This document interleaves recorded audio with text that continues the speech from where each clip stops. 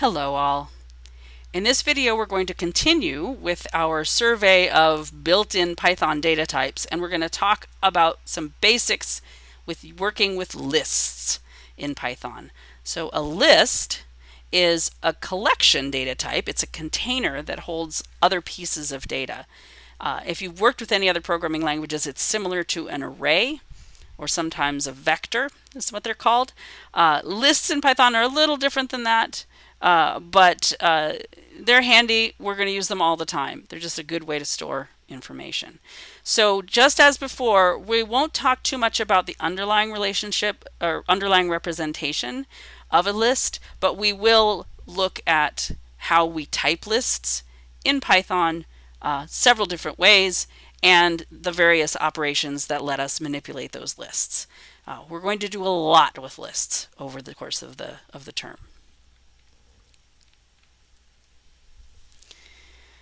All right, so again, I have my notes over here on the right, and as before, because I'm in the corner, I should shift this down just a little so you can read them all. I wanted to make a couple more lists over here.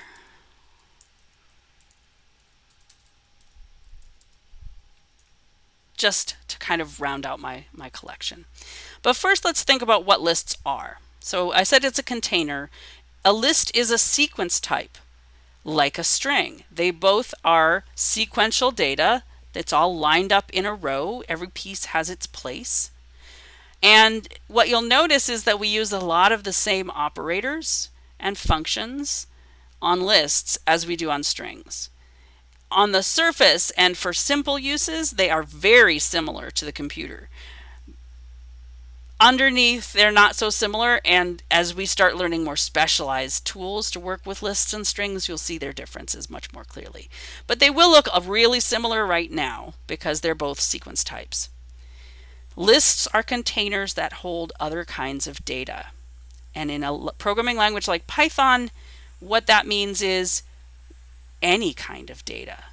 We don't have to restrict lists to only holding one kind of data. They can hold anything all at once. So if you look over here on the left, you can see I have defined 5 different lists. LST1 is a list of integers. LST2 is a list of strings. LST3 is a list that has all kinds of things in it. It's really tempting when you have lists as a data type, and we'll also learn about its cousin data type, tuple, which you can just think of as a list for now. It's kind of nice to just, when you have a set of data about someone. So maybe here, if I change this to a name, let's say Freddie. Maybe this is information about Freddie. So his name's Freddie. Those 2 sublists could be possibly phone numbers, parts of his phone number, and maybe he's 42 years of age. It's really tempting to just stick them in a list because it's so easy. You just put square brackets and then you put things inside of it. Ooh, one thing I didn't show you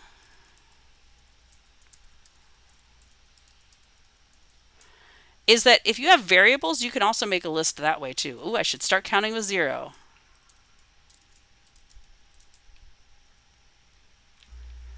So I can stick variables inside a list.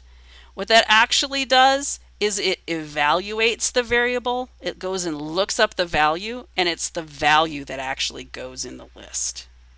So I want to keep that distinction. It's not like that bin I said that is the variable. It's not like that's stuck in the list. The value of the variable, the data stored in the variable, is what goes into the list.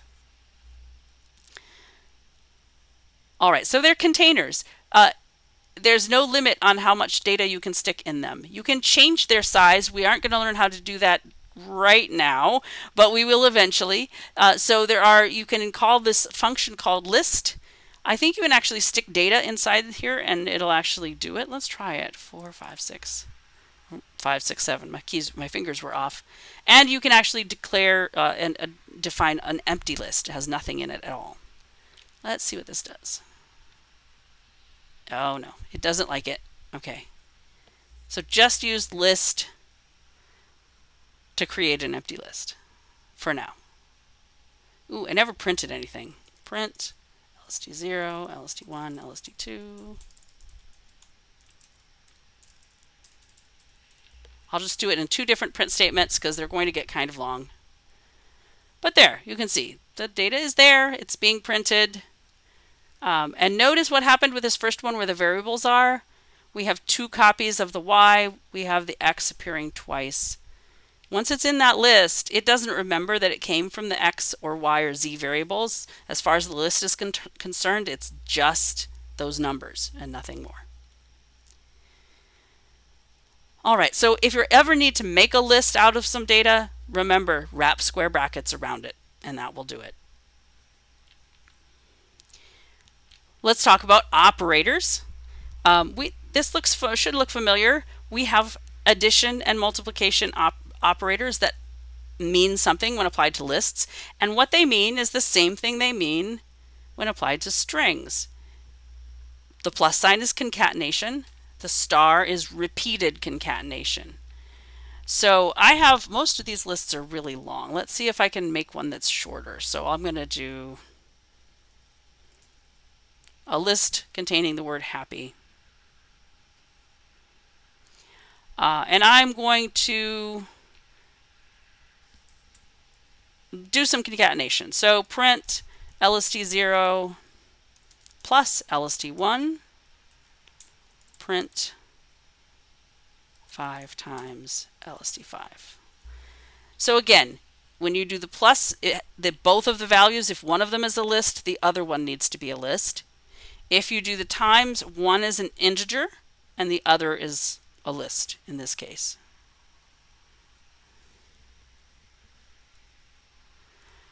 All right, so here it's built a new list that has the contents of LST0 tacked onto the contents of LST1. So concatenation just takes 2 lists and sticks them together. And then the star does repeated concatenation. So in this case, I concatenate the list with happy in it to itself 5 times. Happy, happy, happy, happy, happy. And we build a new longer list. So that's actually really helpful for building lists if you need to be a certain length. So those are very, very similar to the string operations. There's not much to say about them. They concatenate, right? And just as in the other case, there's this metaphor or analogy going on between arithmetic and lists, where addition and concatenation are being connected, and then multiplication and repeated concatenation are they're parallel in a way. We can have the in operator. We can apply that to lists just as we do strings. It means something slightly different. So with a string, the data is very simple. Every piece of data in a string is a character. So we use in for subsets, substrings. Here, what we do is we ask about the big picture. So let's try this with LST3 because that's the most complicated one. So I could say, is Freddie in LST3? And that should give me a true. And I can say, is 42 in LST3? That will give me a true. But if I say 9 in LST3, oop, I have a typo. That's going to probably give me a false. Let's try it and see. Yes. Freddie does exist at the top level in the list. So does 42, but 9 does not. So the elements of LST3 are Freddie, the whole list 4, 5, 6, the whole list 9, 1, 2, 8, and the number 42.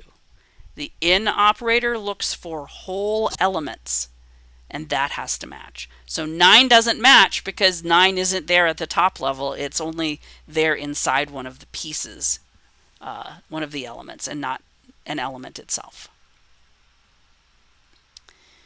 So again, in is helpful. We can ask about the contents of a list if we've lost track of what's in it, or we have a new list that someone's given us and we want to check it. That's all good.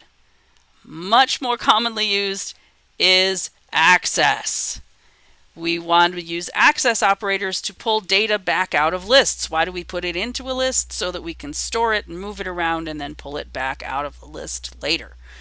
So we use exactly the same notation as we learned for strings. Square brackets with a number inside.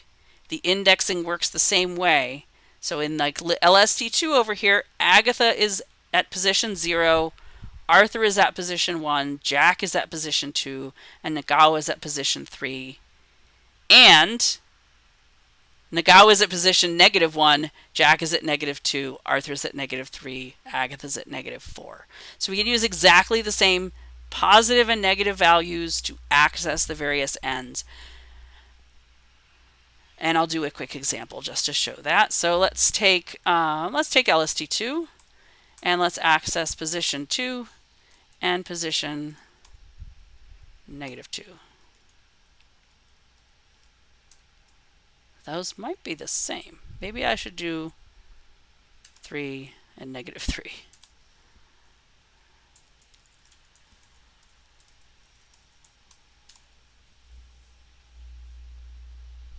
There we go. So the first one, position 3 is Nagao, position -3 is Arthur.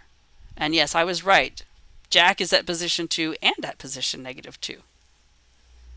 There will always be the one right before the end is always the same positive and negative magnitudes. So we can pull data back out of the list. That's very convenient. List slicing works just like string slicing, except we're pulling out whole elements as a whole piece, not as individual characters or something like that. So I could pull out a part. I'm going to actually do this with LST1 because it's slightly longer. It gives me a little bit more range to work with. I can pull out sublists of something like LST1 using the slicing operators. So I'm going to look at LST1 and let's start at position 2 and go to position 5. Sort of the most basic kind of slicing you do. It should start at 0, 1, 2 at the 98, 3, 4, 5. So it should give me up to but not including the value at position 5. So it should not include 18, but all of the values in between. 98, 60, 34. I'll just show you on LST3. It's a little bit shorter because it only has 1, 2, 3, 4. But suppose we do 0 to 3 with LST3. What it'll give us is Freddie, and then position 1 is the 4, 5, 6, position 2 is the 9, 1, 2, 8, and it just cuts off the last one because that's all there is. Just as before, I could write this without the 0 and just do :3, and that will mean start at the beginning of the list and go up to this index. And if I do something like 2: it's going to start at position 2 and go to the end of the string list. See, I get them confused. Go to the end of the list. So there it prints the 9, 1, 2, 8 and the 42. And we have the step size if we want to do that as well. I don't think I'm going to bother with another example of that. Just as with strings, we have a couple of functions that operate on them. We can ask about length and max and min. What's interesting about those is that max and min are really helpful here in a way that they maybe were less helpful for strings. So I'm only going to apply max and min to the number ones. You can apply it to any kind of data, but what it thinks of as larger and smaller gets more and more mysterious as you work into things like strings and lists. Strings, it's possible, but maybe not everything. All right, print len of LST0. Let's do max of LST0 and min of LST0. And I'll do the same thing with the LST2 because you can, in fact, I don't like that it's doing the pop-up. Max LST2, min LST2. Let's just try those two and see what it does. Okay, so the first number that it printed, make that bigger. First number was 5. That's the length of LST0. That looks right. And then 250 is the largest value. 50 is the smallest. That works. The length of LST2 is 4. The max value is Nagao. and the min value is Agatha. I put these accidentally in alphabetical order. I didn't really mean to. Let's jumble them up.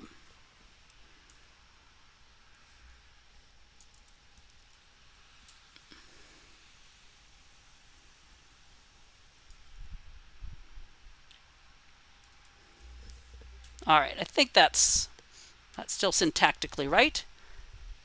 Yeah, so it's not going to report position with max and min. It's actually looking at these as strings and looking at quasi-alphabetical ordering. So Nagao is the one that comes latest in the alphabet. That's considered bigger. And Agatha comes first in the alphabet. That would be in alphabetical order. That would be considered smaller. All right, we're going to stop there. There's so much more we're going to do with lists, but this will get us started. And then we're going to shift into looking at some really, really fun stuff that has to do with computer vision in the near future. But for now, hopefully this gives you a sense of some of what we do with lists and strings and other data types. I'll see you in the next video.